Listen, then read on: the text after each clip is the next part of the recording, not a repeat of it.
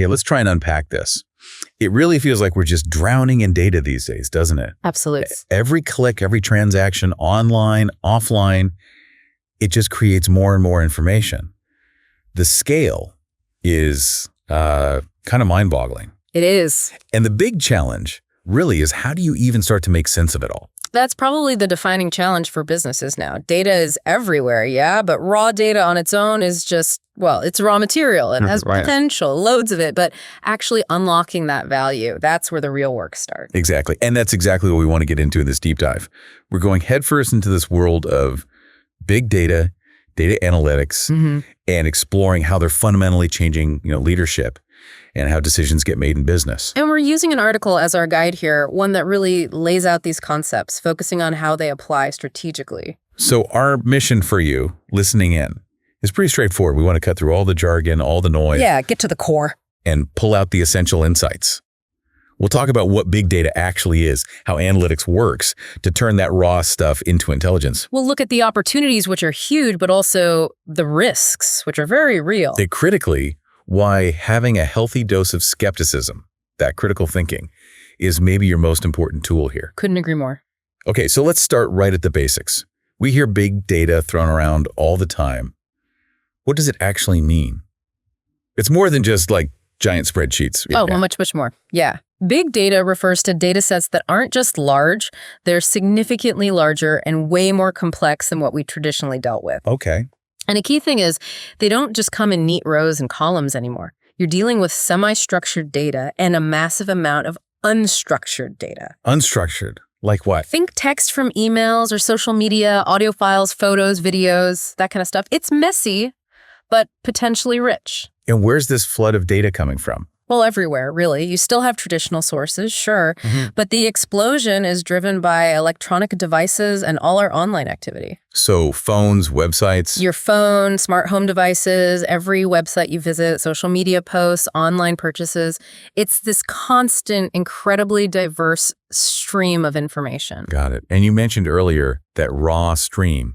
It isn't valuable just sitting there. Not at all. And that's a really crucial point from the source material we looked at. Data itself. Inert. Its value is created. It's added through a pretty rigorous process. You have to clean it, process it, transform it, then analyze it.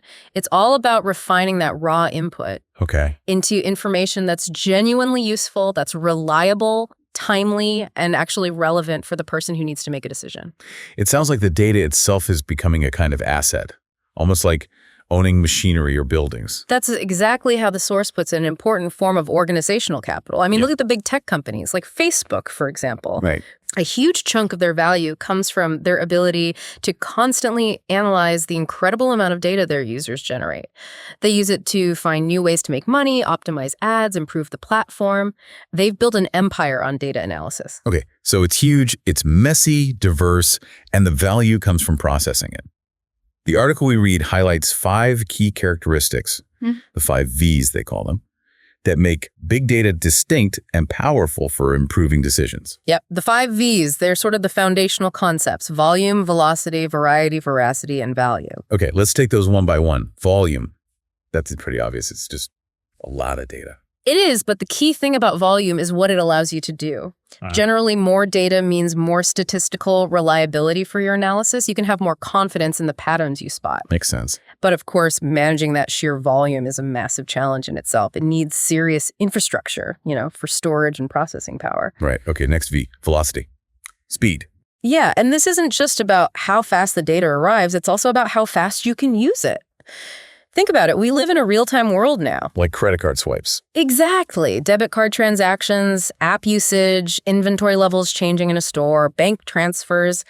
That data is flowing and potentially usable immediately. Oh, okay. This lets businesses react almost instantly, get insights from events as they happen, not days or weeks later. Okay, volume, velocity, then variety.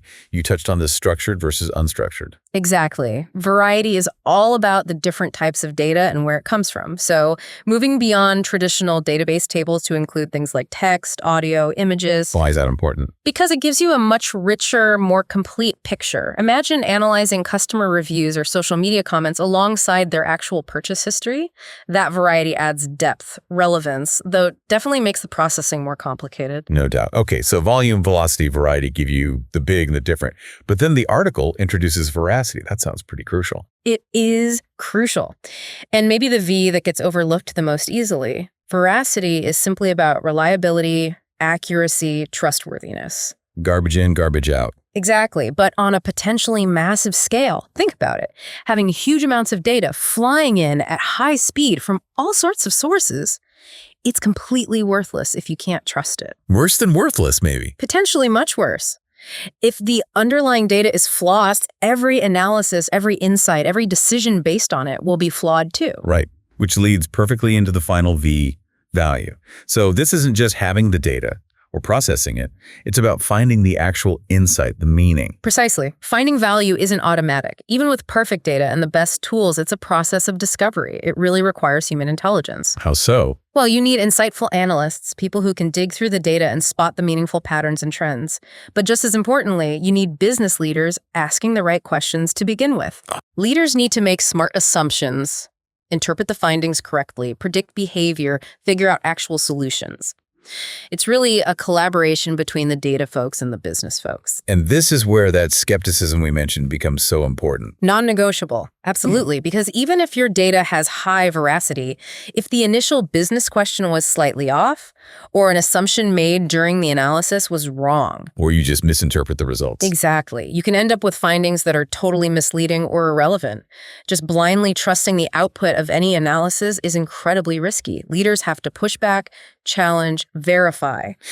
So, okay, we have this potentially valuable, massive, complex, sometimes untrustworthy data. How do you actually do the analysis? How do you turn it into those insights? The source says it always starts with a business question. Yes, that's the starting point, the anchor. You don't just, switch on the analytics machine and hope for the best. You start with a specific, defined need or problem. Like trying to figure out if fraud is happening with inventory and where it's happening. Perfect example. Or maybe identifying which customers are actually your most profitable ones and why. Yep. Or predicting sales based on external factors like, say, the weather. Right. Or maybe optimizing complex things like delivery routes or pricing strategies. Those are all great examples. They're practical business questions aimed at improving how things run or shaping strategy. And the article outlines 3 main types or levels of data analytics used to tackle these questions: descriptive, predictive, and prescriptive. Okay, let's walk through those, starting with descriptive analytics. Descriptive is really the foundation. It answers the questions, what happened or what is happening right now. So looking back. Mostly, yes. Analyzing past data to spot trends, measure how things performed, maybe classify information like breaking down sales by product or by store or over time. It's about painting a clear picture of current situation or the recent past. Exactly that. It helps leaders understand performance, see where things are going well or maybe not so well, and it informs strategic thinking. Visualizing this helps a lot. Charts, graphs, and the source specifically calls out tools like pivot tables and spreadsheets. They're fantastic for slicing and dicing data in different ways, letting you uncover insights hidden in the raw numbers. Yeah, the retail example in the article really brought that home. It's a great illustration of why you need to drill down sometimes. Imagine you look at your overall sales, overall profit margins across all your stores, all your products. And it looks fine. Right, everything looks okay on the surface.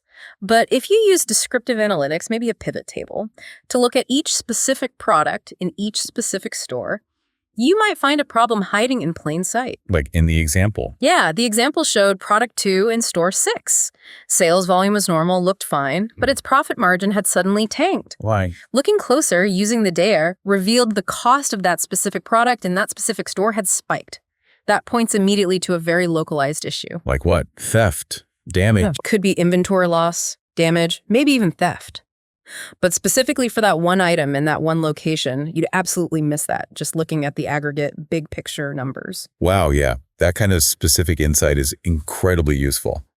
Okay, so that's descriptive. What about predictive analytics? Predictive analytics shifts the focus. It moves from looking backward to looking forward. It uses historical data, statistical techniques to try and anticipate future trends or outcomes based on different scenarios. So using the past to forecast the future. Essentially, yes. Thinking about tools that can model relationships between different variables. Like the weather example you mentioned, predicting sales based on external factors. Exactly. Using historical sales data linked to past weather conditions, sunshine, rain, temperature. Right. To understand how those things impact sales of, say, barbecues or umbrellas. Then, if you have a weather forecast, you can make a much better prediction of future sales. But this feels like an area where that skepticism is really, really important. The article warned about this, didn't it? Absolutely vital here. And the example they used is perfect for illustrating why correlation doesn't equal causation. It's a classic trap. What was his example? There's often a surprisingly high positive correlation between the price of petrol rising and an increase in sales of motorcycle helmets. Wait, what? Why would expensive gas make people buy helmets? That seems backward. It does seem counterintuitive at first glance. But the insight comes when you understand the underlying relationship, what's really happening. Right. Well, as petrol prices go up, more people start looking for fuel-efficient transport. So motorcycle sales often increase. Okay, that makes sense. And because helmets are legally required for motorcycles in many places, the increase in motorcycle sales causes the increase in helmet sales. I see. So the petrol price isn't directly causing helmet sales. Exactly. Petrol price is a good predictor of helmet sales in this scenario because it influences motorcycle sales, but it's not the direct cause. If you didn't understand that distinction, you might make some really strange business decisions based on that correlation. That's a brilliant example, actually. Okay, correlation isn't causation. Yeah. Got it. So the third type, prescriptive analytics. Prescriptive is seen as the most advanced form. It goes beyond just predicting what might happen. It actually tries to tell you what you should do about it. Yeah. It's focused on optimization. Finding the best possible course of action to achieve a specific goal, like maximizing profit or minimizing costs, or finding the most efficient delivery schedule. There are specialized tools like GoalSeek or Solver and spreadsheets designed to tackle these kinds of optimization problems. So pulling this together, these techniques, descriptive, predictive, prescriptive, they're not just for the tech people anymore. They're fundamental to leading a business effectively today. Absolutely fundamental. They empower leaders to move beyond just relying on gut instinct or past experience alone. They allow for decisions that are better informed, more data-driven, more effective. And ultimately create more value. Ultimately, yes, create and sustain business value by actually leveraging the insights that are often hidden within all that data. It sounds like a massive opportunity for businesses that get it right. Oh, it is. Developing strong data analytics capabilities is rapidly becoming the key differentiator. It's how you gain and maintain a competitive advantage. So Businesses that really master this can spot opportunities faster, they can operate more efficiently, they understand their customers on a deeper level than competitors who are lagging behind. with great opportunity, there usually comes significant risk. And the risks here are substantial, definitely. And they come from multiple angles. You've got external threats, think of correct up disruptive technologies. New data-driven business models can pop up and completely overturn established industries. The rent-a-room example from the source hints at this. Like Airbnb shaking up hotels. Something like that, yeah.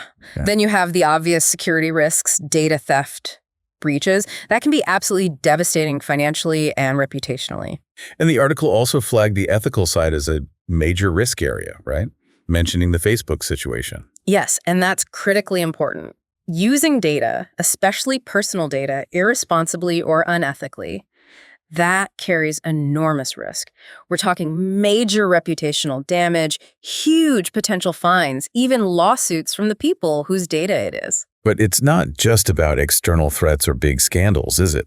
The risk can come from inside, too. Absolutely. There's the risk of business leaders themselves misusing the findings from analysis, maybe intentionally, maybe just by failing to apply that essential skepticism we keep talking about. Leading to bad decisions. Leading to poor or even unethical decisions based on flawed or misinterpreted data. It really drives home that understanding how to approach data, how to use it effectively, isn't just a technical skill anymore. It's a core business capability. It is. And maybe a defining leadership trait now is being able to interpret these findings critically, skeptically, but also insightfully and ethically. Well put. You might easily find yourself, as a leader, in a scenario where your company's competitive position hinges entirely on its data capabilities. Or facing a new competitor who's using data in a disruptive way. Exactly. Or dealing with the fallout from a data breach. Or wrestling with tricky ethical questions about how customer data should be used. Or even just being presented with complex outputs, spreadsheets, charts, maybe some regression analysis,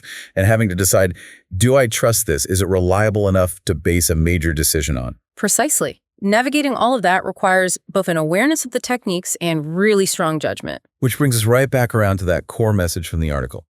The absolute imperative for ethical handling of data and for constant skepticism. They're non-negotiable, really. Handling data ethically, responsibly, securely, that's not just about ticking compliance boxes, it's fundamental risk management. It's about protecting the business from potentially crippling damage. And skepticism acts as the leader's kind of shield. Or maybe filter. That's a good way to think about it. You absolutely must challenge and verify the information that comes out of any data analysis process. Just assuming the data was perfect or the analysis was flawless, that's just asking for trouble, especially given how many points there are in the process where errors or biases can creep in. Wow. Okay. So we've gone from feeling kind of overwhelmed by the sheer volume of data to understanding its key characteristics, those 5 Vs. We've explored the power of descriptive, predictive, and prescriptive analytics. Yeah, the different ways to extract value. And we've really grappled with that critical balancing act between seizing these incredible opportunities and navigating some very, very significant risks. It's a fascinating field, and it's evolving so quickly, and its relevance is just spreading everywhere, whether you're in finance, accounting, audit, marketing, operations, management. Big data and analytics are impacting decisions and strategies right across the board. It really does feel foundational now. And, thinking about the sheer power these tools give us to uncover hidden patterns, predict the future, optimize decisions, but also their potential for misuse, for error, for misinterpretation. It really leaves you with a final crucial question to think about, doesn't it? Which is, how will you personally ensure that when you encounter data-driven information, you approach it not just with curiosity about what it might reveal, but with that absolutely essential balance of critical thinking, healthy skepticism, and ethical awareness?